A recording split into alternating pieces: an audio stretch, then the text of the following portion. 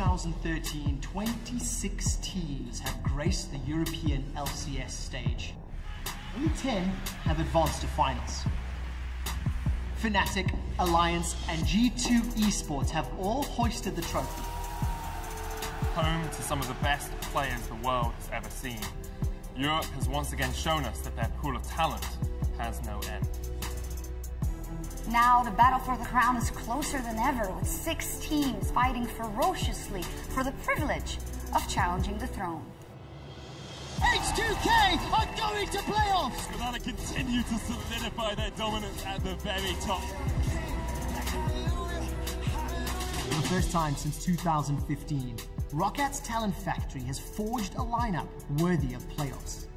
Meanwhile, H2K had to find and unlock their carries to make a surge in the standings. Oh, Memento! You beautiful man! He stole it away! Who was gonna end the game? Rubicon's now, what is this? Oh my god, H2K, that is beautiful! Team Vitality, the most exciting set of rookies ever, flew out of the gate behind the Italian stallion and God Gilius himself. Caps is in trouble. Zuki looking for the outplay. Can he get it? That's one. Might just look for 2. He's feeling himself. I can hear him hollering on stage. He wants one more, and he's gonna get it! After a static start, Splyce have found their footing. Now they are pressing onwards in the climb for the championship. Cubby shreds through you. He gets the quadra. It's gonna be a penta for Cubby. And onto our reigning champions, G2 Esports, led by Perkz, winning 4 consecutive titles. But eyeing the throne are the old kings of Europe, who may have fallen from grace, but are back and ready to claim the trophy that was once theirs. We have to win now. No way around that. We cannot wait any longer. My legacy is not like even close to complete. I'm just starting it. I want my legacy to be as a leader who brought ROCCAT to the finals. G2 are the kings right now, but I've killed a king before. 2017 was my year of frustration, but that's changing this year. The greatest EU LCS moment still has to come, because it's gonna be when I win it. Fame is fleeting. Legacy lasts forever.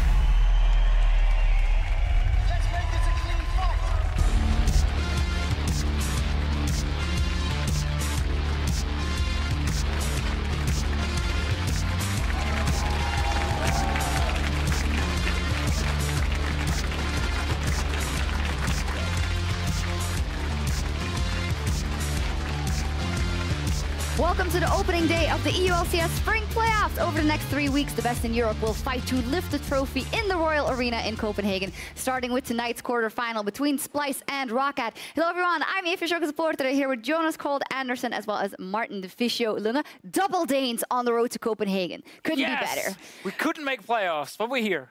I mean, you would be here regardless, and we're That's very true. happy that, Cole, that you decided to join us to analyze all the games we have on the slate for this weekend. Let's cast our minds back to the end of last week of the regular season in spring and what the standings were at the end, because that makes us also, makes us see the 6 teams that got into playoffs. Rather, I was a bit thrown off cold because the Unicorns of Love didn't make it in last place in the I mean, I feel like the best team is at the 10th place. I really don't. That's how it normally works, yes.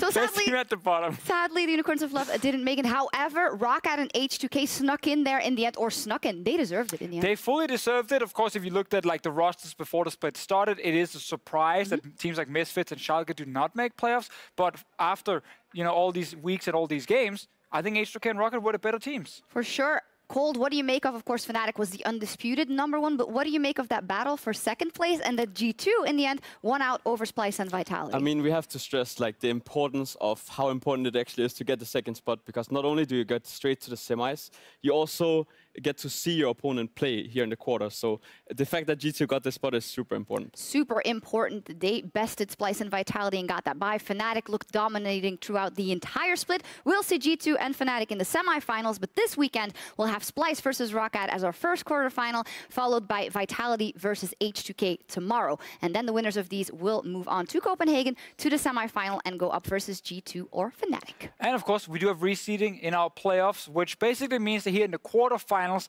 the highest seed, in this case it would be Splyce, third seed, will of course have to play against the lowest seed of the two teams in the semifinals, that is G2 and Fnatic. In this case, if Splyce wins, they play G2. If Roccat win, because they're the lowest seed of these 4 teams in the quarterfinal, they will have to play Fnatic, the highest seed. So it only gets harder. It only gets harder for Roccat. It's a tough road towards the trophy, but if they go all the way, they fully deserve it, of course. Fully deserve it, and every game, or every match rather, in the playoffs is a best of 5, and then today's first game will start at 6 p.m. or in a couple of minutes, and tomorrow we will start at 5 p.m. for that second quarterfinal. And Cold, you know about the reseeding, you know about the teams, you know about the standings, and you also thought about which teams you think would make it to the final. You prepared your bracket. So yeah, so basically I prepared the bracket, and I think from today's matches we will see a Splyce win against Roccat. I believe we have a, yes, we don't have the bracket at this We point, but you hide can it talk because us the through predictions are so bad, we cannot show it. But so talk us through it. So basically today we have Roccat against Splyce, and I think Splyce will take it. Tomorrow we have Vitality against H2K. I think it's going to be super close,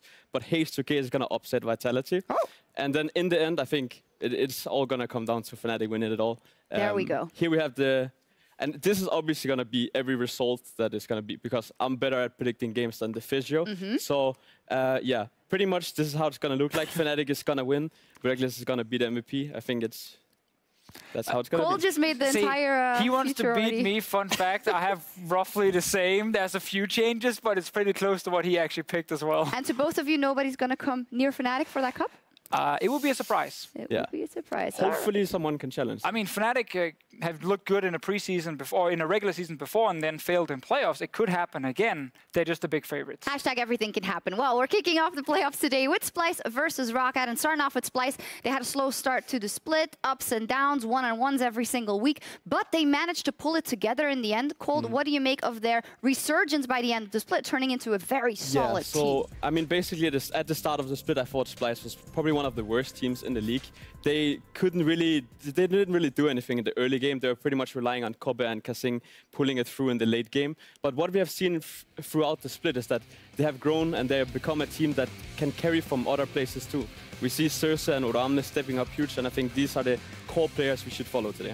Well, it was Kobbe, only the Kobbe show. He carried so many games, he got so many player of the games official, but steadily on, Splyce developed into a very well-rounded team. Yeah, I think they learned, first of all, how they want to draft to set up other members to do well. Nisqy started playing more roaming mid laners, so he could actually impact the other lanes. And if you look at the numbers, the first 5 weeks, they were the worst early game team in the league. That was really bad for Splyce.